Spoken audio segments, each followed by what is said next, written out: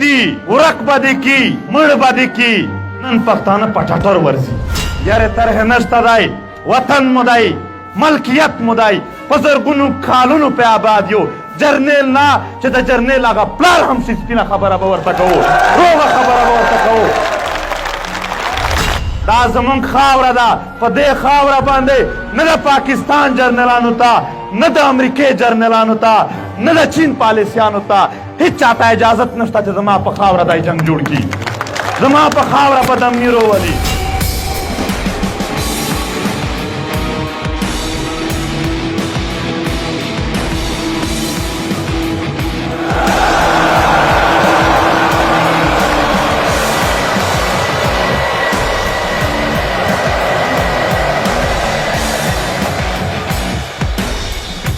چمتو یای تکړه یای بل وطن به جوړوو بل اختیار ګټو بل وسایل ګټو بل امن ګټو بل خاورې نه هر پردی شړو نن پولیس چا وژلي دي نن د دغې جرنیلانو چې کوم ډارلینګز دي د هغو وژلي دي د هغو هغه منصبات چې د ډالرو دپاره یې زما په خاوره په وینو کې لمبوله نن چې څومره هم قتل کیږي نن چې څومره هم شهیدان کیږي نن چې څومره هم وینې تویږي نن چې څومره هم اوښکې تویږي د دغې وطن د هغې ذمهوار هغه منصبې دي د دغې جرنیلانو راوړي دي دا زما د کام مشرانو نه دي راوړي نو په تاریخي ښار کې پښتانه راغونډ شوي دي او خبره د پښتو کوي خبره د وطن کوي دا که څه هم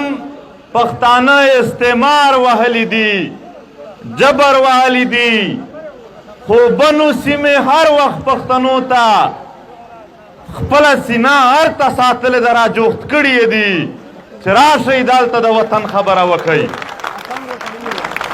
محترمو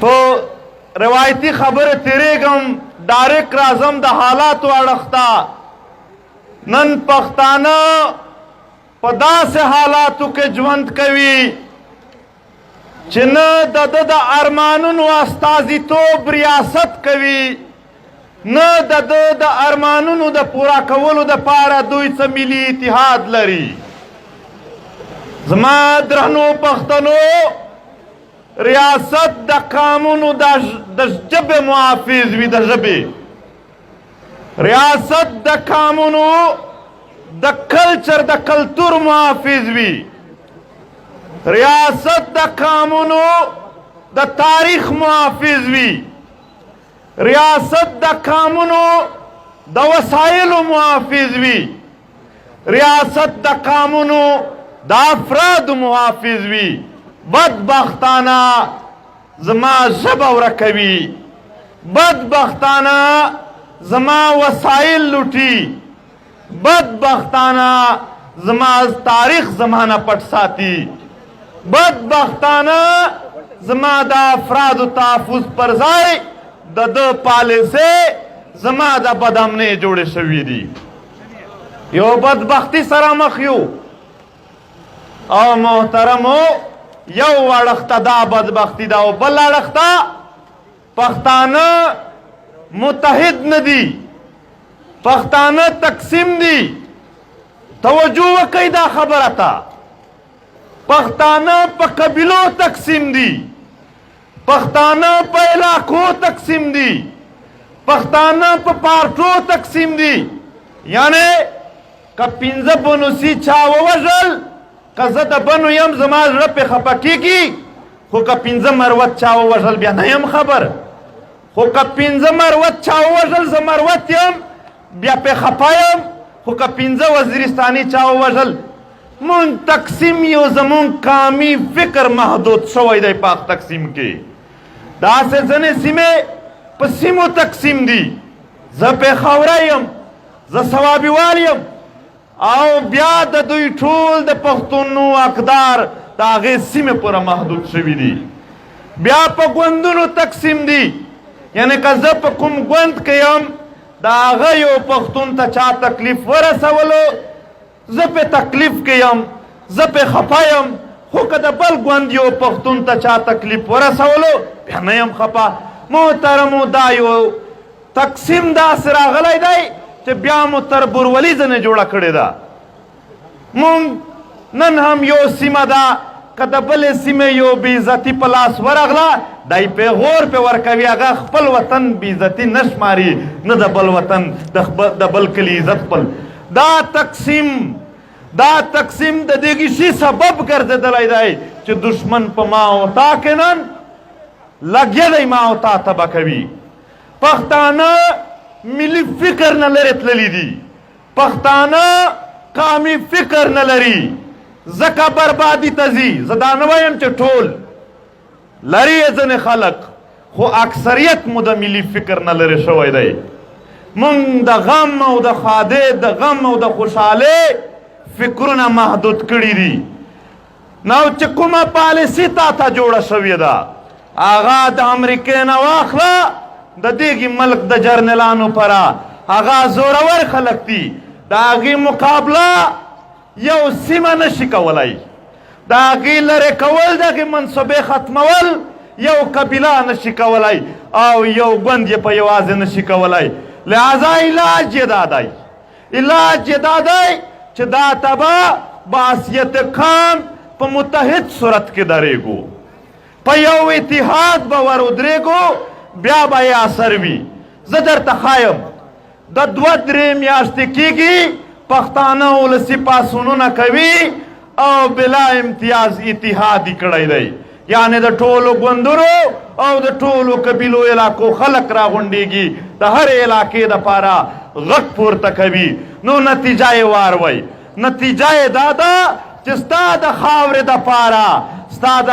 دپاره چې کومه منصوبه جوړه وه په هغه کې به نن بدامني ډېره زیاته وی.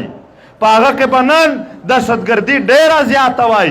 خو دا د ولسونو همت و دا ولسي پاڅونونه وو دا د قامي اتحاد یو وړوکی شکل و چې هغه کې ډېره کمي راوستې ده. په هر اړخ یې یو پریشر اچولی دی چې دلته نور پښتانه نور جنګ نه غواړي. د بې اتفاقه یو قام خو پرېږده یو کور هم چې بې اتفاقه وي د هغه کور سامان لوټ کېږي. د هغه کور تحفظ نه وي. په هغه کور باندې خلک بدماشیانې کوي. نو دومره غټ قام به د ځان تحفظ څنګه وکړي؟ لہذا د ځان نه به دا قبیلوي علاقایي او دا فکرونه لږ لرې کوئ. بحثیت قام به راپورته کېږئ. بحثیت ملت به خبره کوئ. په ټولو پښتنو به دردېږئ. د یو علاقې خبره نه ده چې زما په علاقه کې بدامني وي بیا زه 20 ورځې هم احتجاج کوم خو چې بل پښتون مري بیا نه کوم. نه پښتون قام به د اتحاد په طرف ځي. د ده تر ټولو لوی استازیتوب د پښتنو د ارمانونو استازیتوب د پښتون قام اتحاد کولی شي بل یې یو قوت نشي کولی او نه یې کوي. راځم موجوده حالاتو ته. محترمو دا خبره زه ریپیټ کومه یعنې بیا یې کوم. زه غواړم چې زمونږ ټول پښتانه په دې ځان پوه کړي. ترهاګري یا په دې خاوره جنګ په دې کې یو اړخ ته د دنیا ناوړې منصوبې دي بل طرف ته د قام غفلت هم دی. لږ به خپل قام ته هم ګوته نسو. افرادي قوت او معاشي قوت دا به مونږ نه ورکوو چاته. هر هغه قوت چې دا خاوره ته جنگ راوړي د هغې برخه جوړېدل یا هغو ته بتۍ ورکول یا هغو ته پیسې ورکول یا هغو ته جاسوسۍ کول دا د وطن ته بدبختي راوړي. د دېږې نه به هم خپل قام ته کلاروو. البته په دې کې هیڅ شک نشته دی چې دا پالیسیانې دا د پښتون قام نه دي دا بیروني دي. خو د تحفظ دپاره به اتحاد او احتیاط دا کول غواړي. نن زه خبروم د دغې خاورې هر مظلوم. زه وایم ولسونو ته مختلفو ګوندونو ته او بیا زمونږ پولیس والا یا څومره هم هغه قوتونه دي په دې خاوره د دغې خاورې نه تعلق لري هغو ټولو ته وایم چې ستاسو قاتل څوک دی. ستا په قتل عام کې څوک ملوث دي. زه یې بیا تکرار کومه چې د ده جرنیلانو په خپله خوله منلي دي چې په دې خاوره ټول وسلوال ګروپونه مونږ جوړ کړي مونږ ساتلي. د کرنل امام بیان دی، کرنل امام چې 95,000 کسانو ته ما د خپلو افسرانو په اډر باندې ټریننګ ورکړی دی. جنرال حمید ګل ویلي دي چې دا مونږ جوړ کړي دي مونږ یې چلوو. جنرال عبدالقادر بلوچ ویلي دي چې مونږ دلته پښتانه استعمالول. جنرال مشرف ویلي دي چې دا زما هیروګان دي. نن پولیس چا وژلي دي؟ نن د دغې جرنیلانو چې کوم ډارلینګز دي د هغو وژلي دي، د هغو منصوبې وژلي دي. هغه منصوبه چې د جنګ یې راوړه، هغه منصوبه چې د ډالرو دپاره یې زما په خاوره په وینو کې لمبوله. نن چې څومره هم قتل کیږي، نن چې څومره هم شهیدان کیږي، نن چې څومره هم وینې تویږي، نن چې څومره هم اوښکې تویږي د دغې وطن، د هغې ذمهوار هغه منصوبې دي د دغې جرنیلانو راوړي دي. دا زما د کام مشرانو نه دي راوړي. نو لہذا یارې طرح نشته دی، وطن مو دی، ملکیت مو دی، په زرګونو کالونو پې آباد یو. جرنیل نه چې د جرنیل هغه پلار هم شي سپینه خبره به ورته کوو، روغه خبره به ورته کوو. دا زمونږ خاوره ده، دا زمونږ خاوره ده. په دې خاوره باندې نه د پاکستان جرنیلانو ته، نه د امریکې جرنیلانو ته، نه د چین پالیسیانو ته هیڅ چاته اجازت نشته چې زما په خاوره دا جنګ جوړ کړي، زما په خاوره به دم نه راولي. زه خوشحال یو، مونږ خوشحال یو. پښتنو څو کاله مخکې ویل چې یارې دي ورک به دې کي مړ به دې کي. نن پښتانه په ټټر ورځي چې هر څه کوې د خپلې خاورې تحفظ کومه. نو هم آهنګي غواړي، هم آهنګي غواړي. لږ به پښتانه په یو بل باندې هم د نرمۍ لاس تېروو، لږ به ورورولي سره کوو. زه بار بار مثال در کوم چې لاهور د سیکانو تر ټولو غټه مرکز په لاهور کې دی، سیکان. بیا زمونږ تبلیغیان د هغو مرکز هم په لاهور کې دی. تبلیغان او سیکان یو شار دی.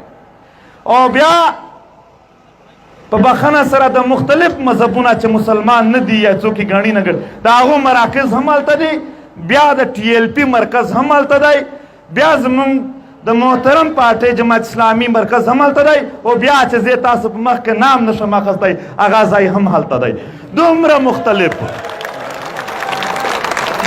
مختلف او د یو بل خلاف فکر خلق هلته موجود دي، خو په یو بل پسې کوتک نه دی راخستی، یو بل یې زغملی دی. نه دی هلته څوک تیار چې د هغې ښار پرېږي هغه ځایونو کې هم څه بد وکړي. مونږ پښتانه د یو کلمې ورونه یو، د یو ژبې ورونه یو، بیا مو په یو بل پسې کوتک راخستی دي. ولې؟ دا دشمني په څه ده؟ دا دشمني که په اسلام وي خو مونږ ټولو منلې ده. دا د دشمني که په پښتو وي هغه خو مونږ ټولو منلې ده. کوم یو طرز دی چې زمونږ په منځ کې اختلاف دی؟ اختلاف نشته.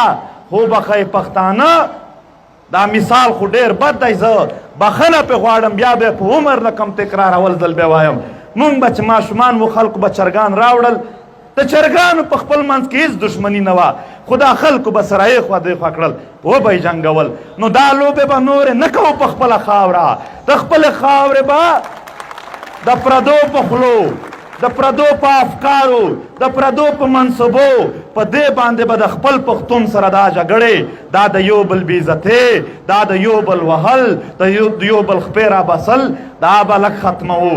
مونږ که دلته یو بل نه کړو سره برداشت، چیرې مو دی د چا وطن شته بل وطن د یو ګوند هم نشته چې څومره پښتانه په کوم هم ګوند کې دي وطن مو دغه دی.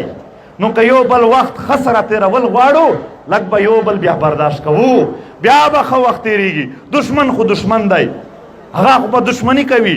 مونږ او دا سوچ فکر کوو چې آیا مونږ ورورولي کوو که نه؟